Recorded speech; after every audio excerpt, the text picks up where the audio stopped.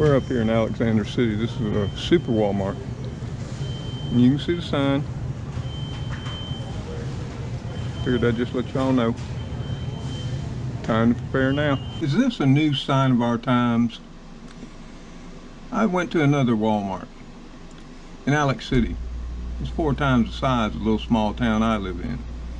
And they have a super center. And I just wanted to see if the same situation existed that existed in our neighborhood Walmart in my small town. And as you can see, the same situation does exist even at super center. As you can see here at this super Walmart in Alex City, which is a town 40 miles northwest of me. It's quite a bit larger than my small town. It has a super Walmart, like I stated in the video that starts off this segment. And as you can see here, it says product shortage. Due to limited availability, we are experiencing product shortages across this category. We're working closely with our suppliers to get these items back as quickly as possible. We sincerely apologize for any inconvenience this may cause, and the effective dates are from July the 2nd to August the 9th. So, I think we're all familiar with the flooding that was throughout the upper Midwest, during the spring thaw. That was due to high snowfall amounts over the winter. We had a longer winter. We had late frosts and a wetter spring in California, as we did here in the southeast. All of which has hampered the farmers from getting the crops planted this year. But seriously, that would not be affecting us right now. That is going to affect us for the remainder of 2019 and into 2020. As even right now, if you do your research, a percentage of the crops are still not in. Some report 35% to 40% not in yet. And then there's the fact that many farmers have decided not to plant at all. But there are other factors working in this as well than just the weather. And let's take a look at a few of them. So, what is this? This is the Vegetables 2018 summary from the U.S. Department of Agriculture. It was published in March of 2019. Now, we'll scroll on down here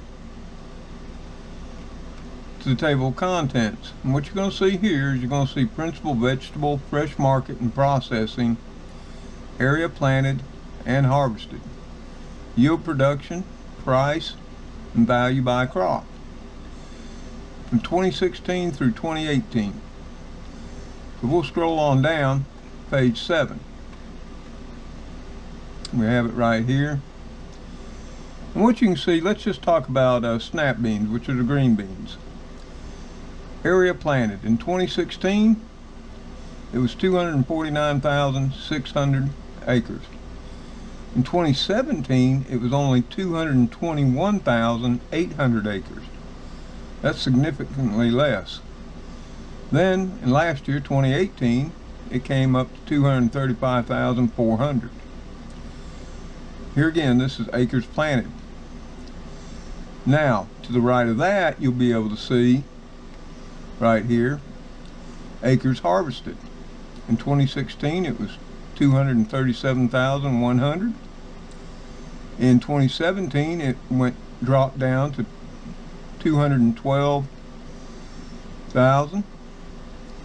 In 2018, it was back up to 221,500. Still below the 2016 harvested value.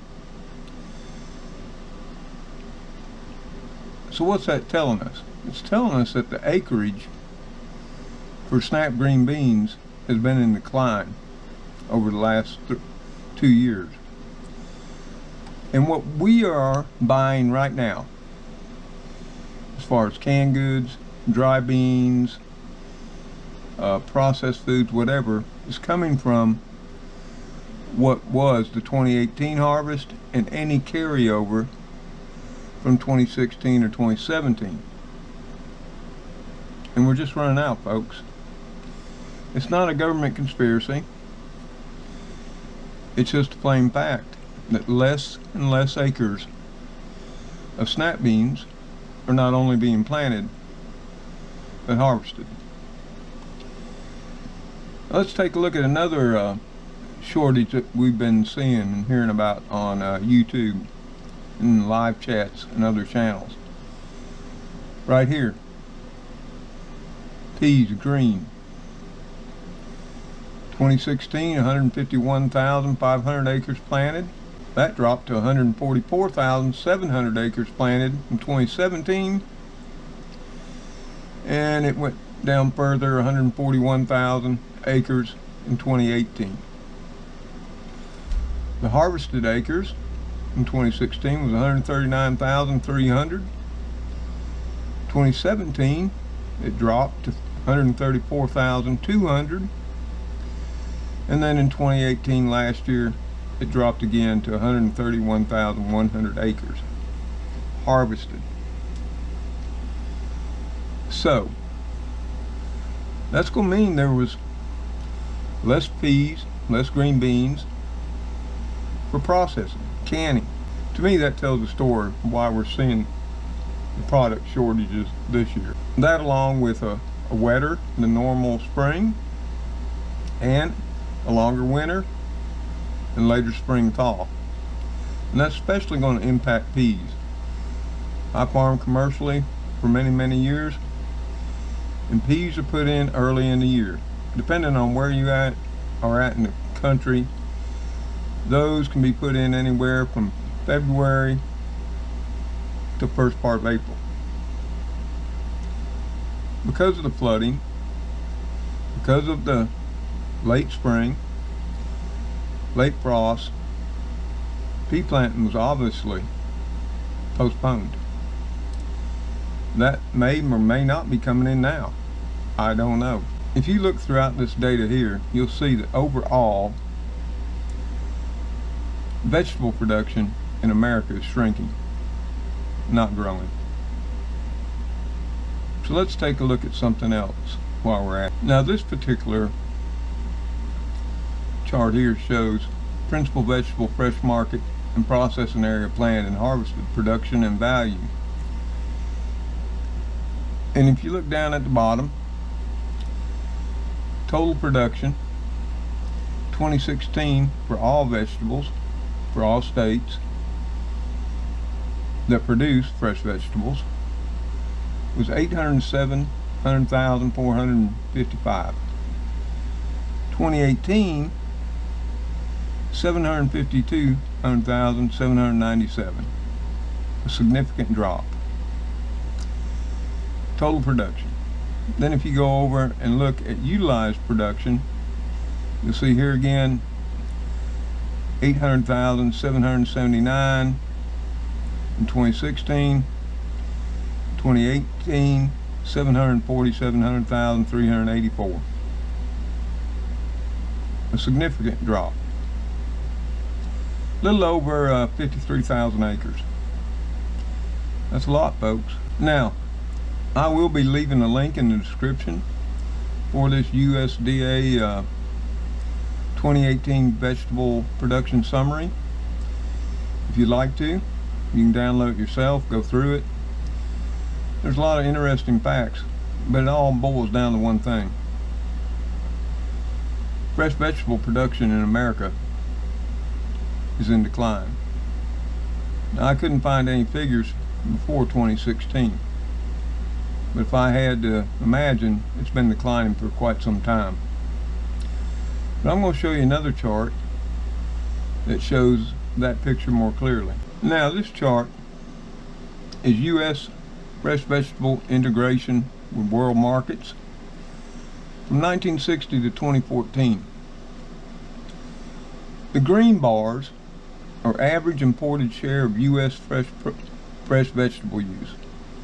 The blue bars are average exported share of U.S. fresh vegetable production. Now you can see here that over the years, and this is based on what we import and what we export. In the 1960s, we did not import as many vegetables as we exported. In the 1970s, we were importing more vegetables than we were exporting.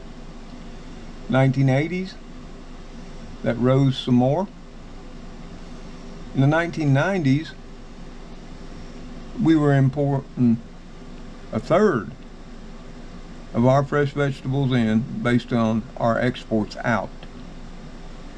And then if you look at those blue bars as they decline in the 1990s, the 2000s, and 2010 to 2014, you can see the dramatic shift from what we exported to what we import. And as of 2010 to 2014, we were importing 5 times more fresh vegetables than we exported. So what's that mean to us? Even with what we export, we are not planting enough to meet our needs, let alone export it. Now, I've not found figures from 2014 to 2018 yet. Excuse me. I hope to. So folks, this answers some of my questions. Maybe it answers some of yours. Maybe it brings to mind more questions. But I do know what I'm going to do, and I'm going to show you. So y'all, like I said, I'm going to show you what I'm going to do. And I have it unpacked here, getting ready to put it up in my pantry. And what I did, I went ahead and got me a couple 4-packs more of whole kernel sweet corn, 4 packs of sweet peas, as well as cut green beans. While I was there, I also got me some chunk chicken breast, Star-Kissed chunk-like tuna, some kippered herring, smoked oysters, and of course the traditional Spam. And I'm just going to stock it in my pantry. I eat all of this, so that's one thing I advise you to right now. Do not buy something you're not going to eat or that you haven't eaten before. You may not like it. Buy what you eat what you buy. And then of course I will also be increasing the production of fresh vegetables here on my property, and that'll all come about here in another couple of weeks as I put in my midsummer crops and start preparing for the fall garden season. So I can't tell you what to do. I just try to provide a little bit of information to my kids, my friends and my family, and others who drop in and watch. You have to make the decision what you're going to do for yourself and your family. My advice is, it's better to have it than not. Then you just have to rotate it. Nothing goes to waste. So with that said, y'all,